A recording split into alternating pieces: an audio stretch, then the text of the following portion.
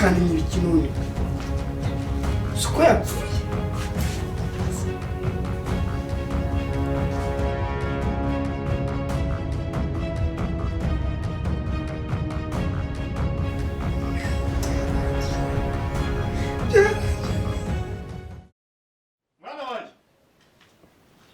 Mwana wanje. Papa. Bino hano.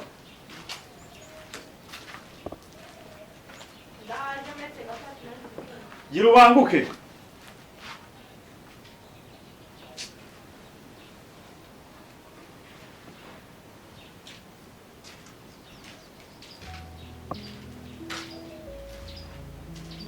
Dore watinze n'amaje guhamagara umutari.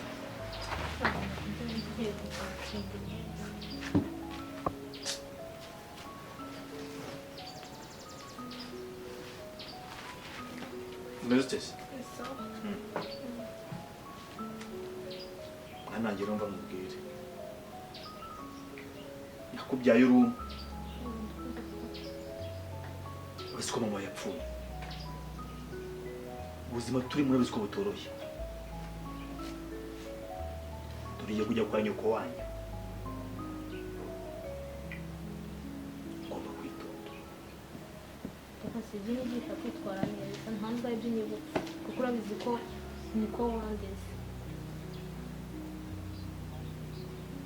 Nubwo nabaye ubuzima byibura bugoye ako nagejeje kubw'uburere bwiza. Ntuzigere untamaza cyangwa unsebye. Muri ubwo burere wamaye nanjye nzagerageza uko nshoboye nitwara neza kugira ngo nzaguhishe mu babyeyi bose. Hano ugiye urahazi kuba muri iyi si ni ukwitonda ukitwararika. Si nyine ngo uzagenda usamare uhure n'ibishuko. Hano ugiye ni mu mujyi uzasanga abana b'abakobwa bagiye batandukanye bafite imico itandukanye. Ugomba kuzamisha ishema nk'umubyeyi. Nzabikora papa. Kwa nyoko wanyu ugiye ntabwo ari kwa mama wawe. Yego ni umubyeyi nka mama wawe ariko buriya ukuntu utoye muri iyi si ababyeyi bareba kure. Niwitwara nabi ntabwo azabifata neza.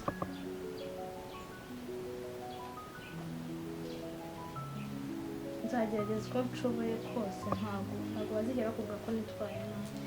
Nyine nzaba umwana warezwe kandi warezwe neza. Wabitsezeranyije?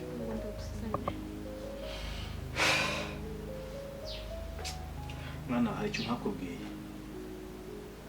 Ibyo utambwiye. Buriya mu buzima ntiwinsigaranye wenyine wampa ibyishimo. Erega nanjye ndabibona kandi ndanabyubaha. Kandi nawe ngerageza kubikwereka. Ndabibona ariko iminsi irahinduka. Mfite ubwoba bw'ahantu ugiye. Papa ntugiye ikibazo. Nubwo iminsi yahinduka ntabwo nahindukana nayo. Nzakomeza ndi wa wundi wa mwana wareze, wa mwana wahaye indangagaciro, wa mwana ufite disipurine, nyine ufite icyo ashaka kugeraho.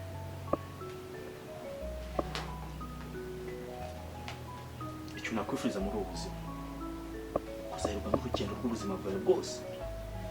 Uburere naguhaye ukabasha kuba bugaragaza muri sosiyete, muri buri kimwe cyose uzajya ukora ukagaragaza imico myiza. Kandi nanjye ndakwizera. Urakoze kubw'icyizere muri rusange ntabwo nzakugomba kuba umubyeyi mwiza, nyine nta muntu utagenda kwirahira nari wose.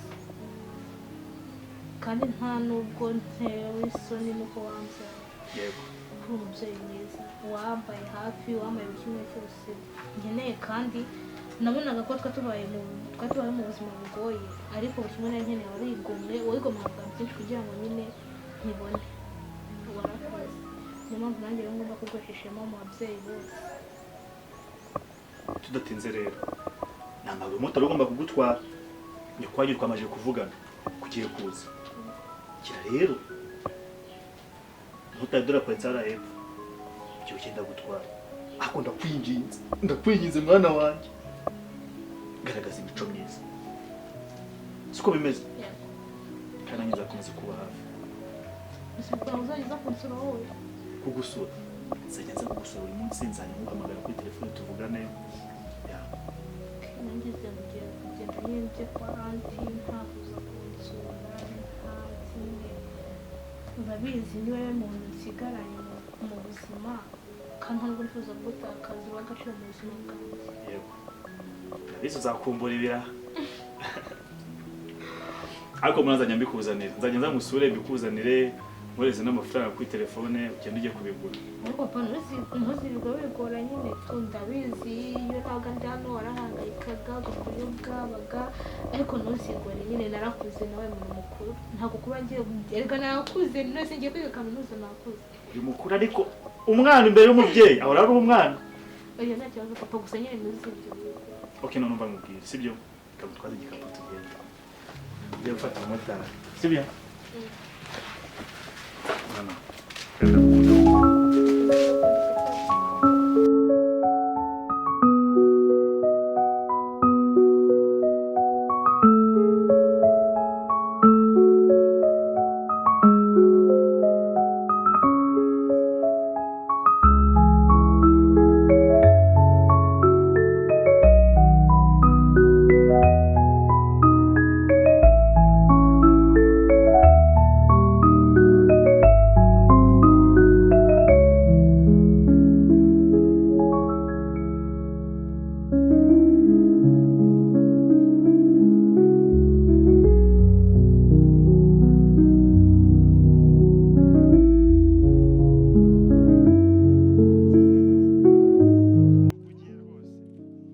ugiye gusiganira ungutse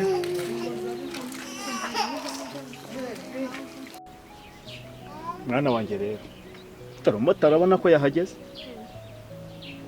ubu ugiye kujya kwa mama wanyu ugomba kujya witwararika kandi umugeni ashaka kujya wese ndagenda musize uzasigarana nande ntuzajya kwitaho dore ko unashaje n'ubu uri kugenda ujya mu zabukuru mwana ibyo si ikibazo nanjye ndabizi ko niwe wajyaga mu marirungu ugiye gusiganira irungu ryinshi pe ese gukunda reka kujya ku ishuri nkabyihorera tukigumanira ko n'ubundi abize bicaye ukareka kujya ku ishuri none si erega kugusiga nabyo ni ikibazo papa oya ndi umuntu mukuru ufite ikihe kibazo nase ko mbizi ko niyo nabaga nagiye ku ishuri wirwa gutariye nta kintu na kimwe cyakozwe mu none nduzajya ubikora oya humura mwana wumva nkubwire sibyo wowe ugomba gushyira umutima hamwe ugatuza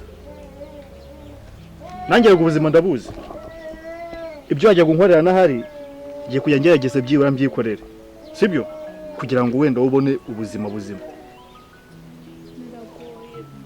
biragoye ariko tugomba kubicamo sibyo umwana ugomba gutuza sibyo kandi muri Imana izabidufashamo twembi sibyo ngaho rero ugere ugende sibyo umumotari aragutegereje witwara ntujye umumbura rero turatubura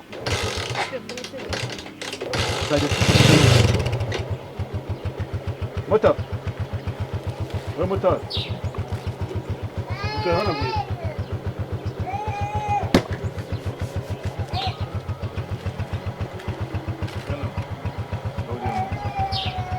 agomba kwihangana sibyo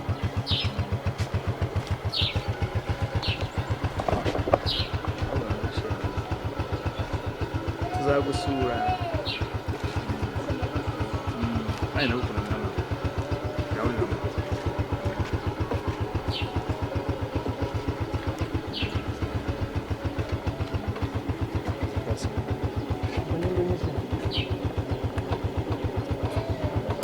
ndakwishyura kuri telefone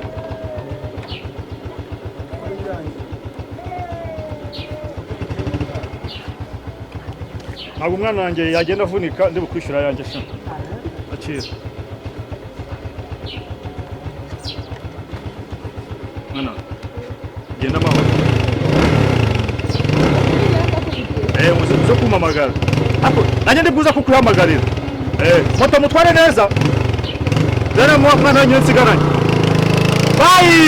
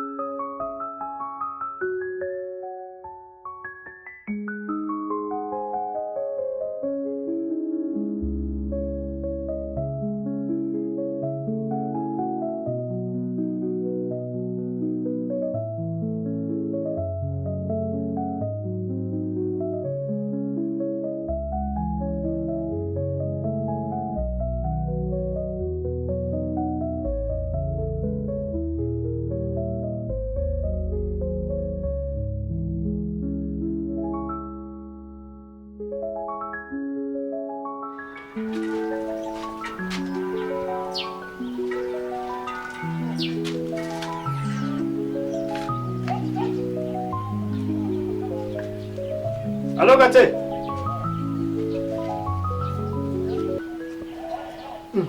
Kumva iki?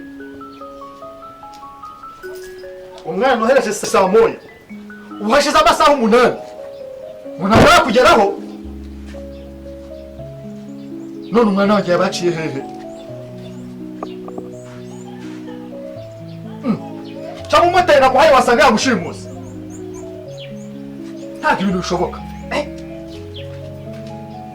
Oya, reka nishaka umwana wanjye. Gate, fasha tubone umwana wanjye ndamukeneye. Nta bintu byumvikana rwose. Ubu nawe nsigaye hehe?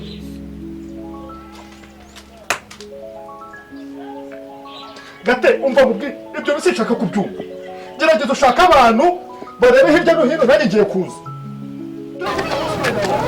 Ndumva ari ibibazo rwose. Ndumva ari ibibazo ariko kanze ngerageze mushaka. Yesu. Ese uyu mukobwa muri Kigali kuko nta hana amenyereye. Ubu koko ndamukura he?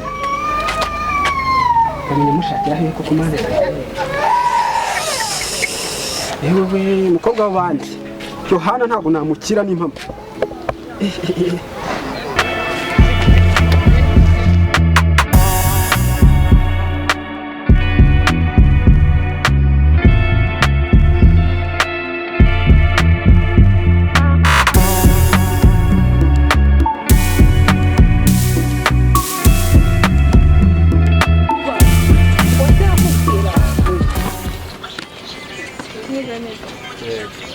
Aha turi bahita kumutira mukobwa. Ni kumutira mukwajya.